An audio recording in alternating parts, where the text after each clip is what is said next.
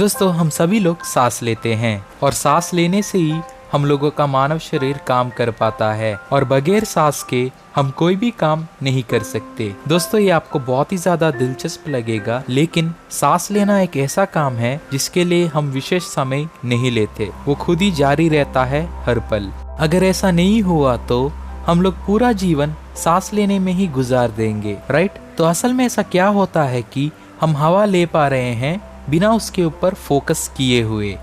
कैसे हम लोगों का श्वसन प्रणाली काम करता है, आखिर हम लोगों के शरीर के अंदर क्या होता है जब हम लोग सांस लेते हैं। तो आज इस वीडियो में ऐसे बहुत सारे सवालों के जवाब मैं आपको देने की कोशिश करूंगा और आप जान सकते हो कैसे हम लोगों का श्वसन प्रणाली काम करता है। तो चलिए दोस्तों, बिना समय गवाए आज का ये वीडियो शुरू करते हैं और मानव शरीर के बारे में कुछ नया जान लेते हैं। दोस्तों हम ऑक्सीजन को लेकर कार्बन डाइऑक्साइड को बाहर छोड़ते हैं करके सबको पता है, लेकिन हम लोगों के चारों तरफ की हवा में 21% ऑक्सीजन और 78% नाइट्रोजन है। तो हम लोग कैसे बोल सकते हैं हम सिर्फ ऑक्सीजन ले रहे हैं करके? हम जो सांस लेते हैं उसमें नाइट्रोजन भी रहता है, लेकिन वो ऑक्सीजन जितना तेजी से हम लोगों के शरीर के साथ रिएक्ट नहीं करता है, इसीलिए वो बिल्कुल भी काम नहीं करेगा। वैसे हम लोगों के शरीर में एनर्जी उत्पन्न होने के लिए सिर्फ ऑक्सीजन ही काम आता है। दोस्तों जब हम लोग सांस लेते हैं तब 21% ऑक्सीजन शरीर के अंदर जाता है और सांस छोड़ते समय 16% ऑक्सीजन शरीर से बाहर आता है, यानी कि पूरा 21% ऑक्सीजन से हम लोग सिर्फ 5% ऑक्सीजन को ही काम में लेते हैं। तो चलिए अभी हम रेस्पिरेटरी सिस्टम की ओर बढ़ते हैं। दोस्तों हम लोगों का श्वसन प्रणाली का शुरुआत नाक से होता है। दोस्तों जब हम लोग सांस लेते हैं तब हवा नोस यानी कि नाक से होते हुए नासल कैविटी को पहुंचता है। नासल कैविटी एक अंग है जिसमें म्यूकस, ब्लड कैपिलरीज और हेयर लाइक प्रोजेक्शंस होते हैं। म्यूकस एक थिक लिक्विड है जो हवा को थोड़ा गीला बनाता है और ब्लड कैपिलरीज हवा के टेम्परेचर को हम लोगों के शरीर के टेम्परेचर के समान ले आता है और वही हेयर लाइक प्रोजेक्शंस हवा में मौजूद डस्ट पार्टिकल्स को शरीर के अंदर जाने में नाकाम करता है। दोस्तों अगर ये तीन काम नहीं हुए तो हमारे फेफड़ों का अंदर का परत खराब हो सकता है। इसीलिए म्यूकस, ब्लड कैपिलरीज और hair like projections respiratory system में बहुत ही अहम रोल निभाते हैं। तो चलिए अभी हम लोग रेस्पिरेटरी सिस्टम का अंदर का निर्माण देखते हैं। दोस्तों नाक के आगे के होल्स को नॉस्ट्रिल्स कहते हैं। उसके बाद नासल कैविटी आता है जिसके बारे में हम लोग पहले ही बात कर चुके हैं। दोस्तों नासल कैविटी के बाद फारिंक्स आता है। दोस्तों फारिंक्स भी हवा के टेम्परेचर को बॉडी के टेम्परेचर के करीब ले आने में काम आता है। फारिंक्स के बाद एपिग्लोटस नामक एक अंग आता है। दोस्तों एपिग्लोटस डाइजेस्टिव ट्रैक्ट और रेस्पिरेटरी ट्रैक्ट का दरवाजा है। दोस्तों जब हम लोग खाना खाते हैं तब एपिग्लोटस ही रेस्पिरेटरी ट्रैक्ट को क्लोज कर देता है, नहीं तो खाना डाइजेस्टिव ट्रैक्ट में जाए बगैर रेस्पिरेटरी ट्रैक्ट में चला जाएगा। दोस्तों एपिग्लोटस के बाद लैरिंग्स आता है। दोस्तों लैरिंग्स को वॉइस बॉक्स के नाम से भी बुलाया जाता है क्योंकि हम लोग लैरिंग्स के माध्यम से ही बात कर पाते हैं। दोस्तों जब हम लोग बात करने की कोशिश करते हैं तब हवा मुंह से आता है। जब हवा लैरिंग्स से गुजर कर आता है तब लैरिंग्स वाइब्रेशंस प्रोड्यूस करता है जिसके वजह से ही शब्द उत्पन्न होते हैं।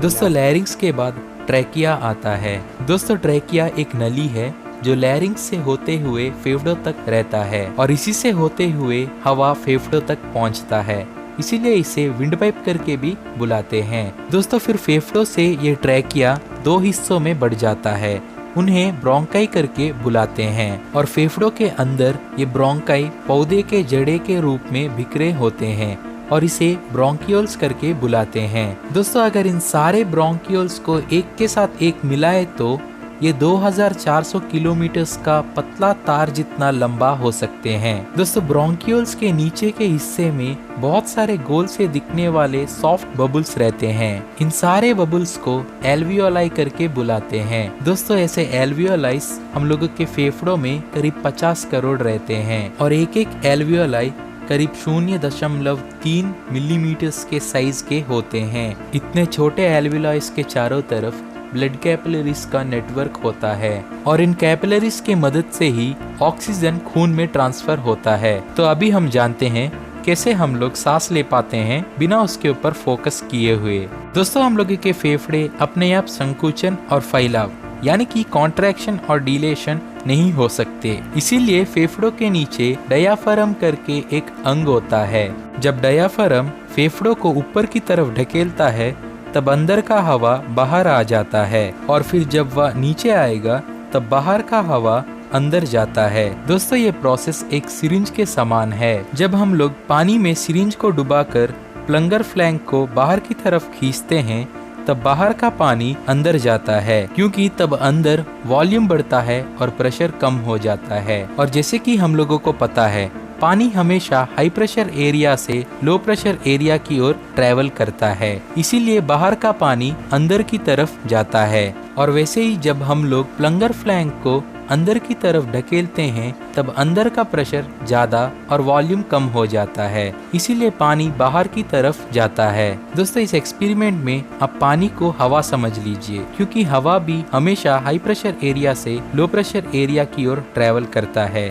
और सिरिंज की बैरल को लंग्स समझ लीजिए और वही सिरिंज की प्लंगर फ्लैंक को डायाफ्राम समझ लीजिए। तो इस तरह डायाफ्राम हम लोगों के लंग्स को कंट्रोल करता है, लेकिन डायाफ्राम को हम लोगों के दिमाग का ऑटोनॉमिक नर्वस सिस्टम हमेशा काम में रखता है बिना हम लोगों के कमांड के। दोस्तों, डायाफ्राम का मूवमेंट स्पीड हम लोगों के दिमाग के ऊपर निर्भर होता है। बाहर का मौसम में कितना ऑक्सीजन है, हम लोगों का शरीर क्या काम कर रहा है और हमें कितना ऑक्सीजन चाहिए उस काम को करने के लिए, ये सब को देखते हुए हम लोगों का ब्रेन डायाफ्राम का मूवमेंट स्पीड को कंट्रोल करता है। एग्जाम्पल, अगर कोई आदमी रनिंग करता रहेगा तब उसका डायाफ्राम का मूवमेंट स्पीड ज्यादा रहेगा, क्योंकि उसको ज्यादा सांस चाहिए। वही कोई व्यक्ति रेस्ट पोजीशन में रहेगा तब उसका डायाफ्राम का मूवमेंट स्पीड कम रहेगा, क्योंकि उसको उतना ज्यादा सांस लेने की जरूरत नहीं। दोस्तों, ऐसे ही एक सामान्य मनुष्य दिन में 17,000 से 23,000 बार सांस लेता है। एयर फ्लो को वॉल्यूम के हिसाब से लीटर्स के रूप में भी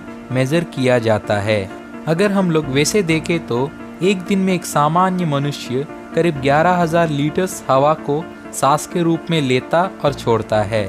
अभी हम सांस अंदर से बाहर आने तक का सफर को देखते हैं। दोस्तों, एक बार सांस लेने से 100 क्विंटल ऑक्सीजन मॉलिक्यूल्स हम लोगों के शरीर में प्रवेश करते हैं। वैसे जब हम सांस लेते हैं तब हवा नाक से ब्रोंकाई की ओर आता है। ब्रोंकाई का रास्ता म्यूकस से भीगा होता है और उसी के साथ सीलिया का परत भी रहता है। दोस्तों, सीलिया बालों जैसा दिखने वाला एक अंग है जो हवा में मौजूद छोटे छोटे डस्ट पार्टिकल्स को फेफड़ों के अंदर जाने में नाकाम करता है और वो डस्ट पार्टिकल्स छींक के मदद से हम लोगों के शरीर से बाहर आ जाते हैं। दोस्तों, छींकते वक्त हवा की गति बहुत ही ज्यादा रहती है और इस गति के वजह से ही ब्रोंकाई में रहने वाले डस्ट पार्टिकल्स और कभी कभी म्यूकस भी बाहर आ जाता है। Coming back to the topic, bronchi से हवा ब्रोंकियोल्स से होते हुए आल्वियोलाई तक पहुंचता है। आल्वियोलाइस बहुत ही पतली परत से बने और बहुत सारे ब्लड कैपिलरीज से लपटे होते हैं। ब्लड कैपिलरीज में हमेशा ब्लड बहता हुआ रहता है। अभी हवा यानी कि ऑक्सीजन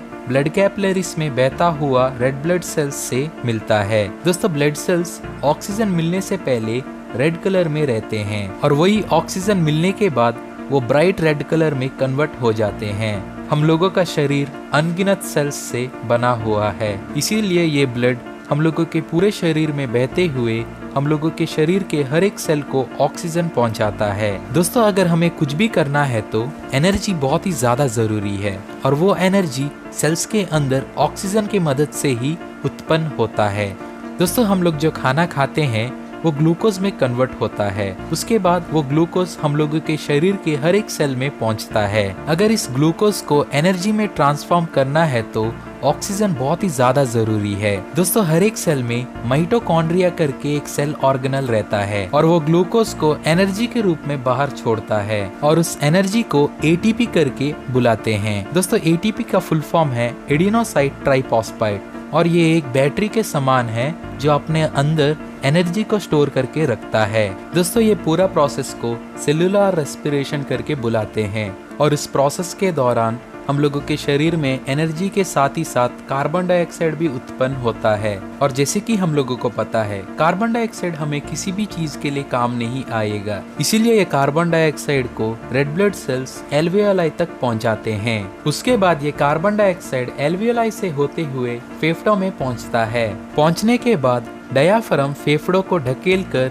हम लोगों के शरीर से कार्बन डाइऑक्साइड को बाहर भेज देता है। दोस्तों इसी के साथ हम लोगों का श्वसन प्रणाली का अंत होता है। दोस्तों ये पूरा प्रोसेस आपको सुनने में बहुत ही बड़ा लग रहा होगा, लेकिन असल में आपको जिंदा रखने के लिए ये प्रोसेस हर पल होते रहता है। दोस्तों सांस लेना और छोड़ना आसान है, लेकिन हम लोगों को थोड़ी सी जानकारी रहनी चाहिए रेस्पिरेटरी सिस्टम में असल में क्या होता है। इसीलिए मैंने अपनी तरफ से पूरी मेहनत की इसे आपको समझाने के लिए। दोस्तों वैसे सेलुलर रेस्पिरेशन में ऑक्सीजन बहुत ही ज्यादा जरूरी है, क्योंकि अगर सेल्स को ऑक्सीजन नहीं मिलेगा तो सेल्स चंद मिनटों में ही काम करना बंद हो जाएंगे, मेनली ब्रेन सेल्स। दोस्तों अगर आपके ब्रेन सेल्स को कुछ मिनट के लिए ऑक्सीजन नहीं मिलेगा तो वो धीरे धीरे काम करना बंद हो जाएंगे। दोस्तों असल में हम लोग अपनी डेली लाइफ में ठीक से ऑक्सीजन नहीं लेते हैं, जिसकी वजह से बहुत सारे एल्वियोलाइज तक ऑक्सीजन नहीं पहुंचता है। दोस्तों इसीलिए आपको दिन में सिर्फ 30 मिनट प्राणायाम करना चाहिए, जिसकी वजह से आपके हर एक सेल को सही मात्रा में ऑक्सीजन पहुंचेगा।